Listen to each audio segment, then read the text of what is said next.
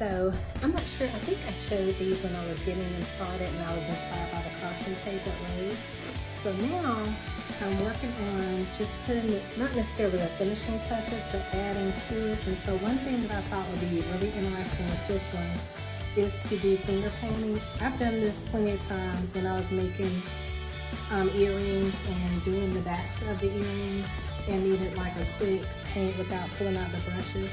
I just painted the backs of my fingerprints. So I think that that's a really, yeah, I'm freezing. So I think that's a really cool way to finish up and add like some really interesting details to this particular photo. And to, I would say, this set, and this is our caution series, so there's only 2, everything's one of a kind. So they're original, so once they're done, I can't copy them. I could copy the caution and the color, you know, and do different colors, but I can't make this exact same match. And our artwork, just for those of you that are interested, I haven't started putting formalized pricing on everything yet, but they start at around $200 per picture, per art piece, and they go up from there. And so again, I'm pricing that based on the market, just for anybody that's curious. I know some fellow creatives, you know, that's always a thing. If you create and design art, like what is your, how do you price your work? So again, I'm gonna show you all some of the pictures that I bought from the store when Marvin and I were decorating the house, and totally wishing now I would have taken the time to paint original artwork for our home, which I'm going to take the time to do. And we spent $149, I think, at a minimum on prints. These were like paper prints. They weren't even original artwork. So that's where the pricing comes from, So everything starts at around $200 for smaller pieces and just goes up from there. So this is a 24 by 36 canvas. So this was a little bit higher, but I just wanted to give you an idea of where we're starting out pricing, because I know people have asked and have expressed interest in purchasing.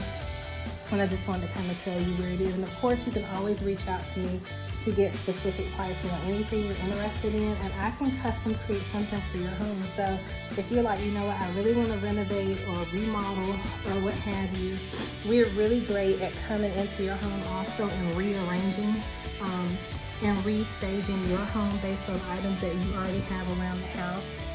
We had to do that when we did the DIY show for HGTV. The stager literally quit at the last minute. She quit the night before our open house, which was our final cut, our final segment.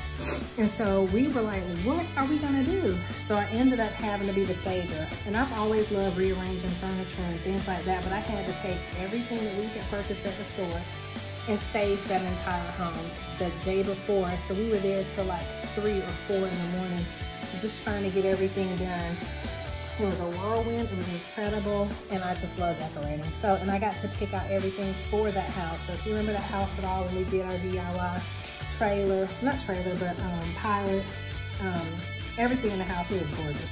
So anyway, so this is not some new thing that we just decided on. I just had no time to do it. So anyway, this is one. I'm gonna go figure out what the color is going to be for my fingerprints over here. I'm super interested in red, even though there's some red already in there.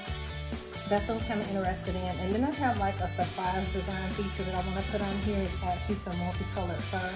Don't worry, everyone that's against animals, it's multicolored faux fur. I mean, against animal abuse. I'm against animal abuse too. I don't think that you should use fur for different things like that. Not to say I haven't ever owned a fur item, because I have, but now I'm just talking. So I ended up wanting to tie the two together. It almost reminds me of confetti.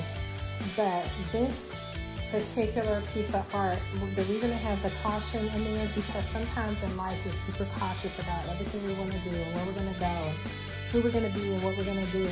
And my fingerprints represent God's footsteps.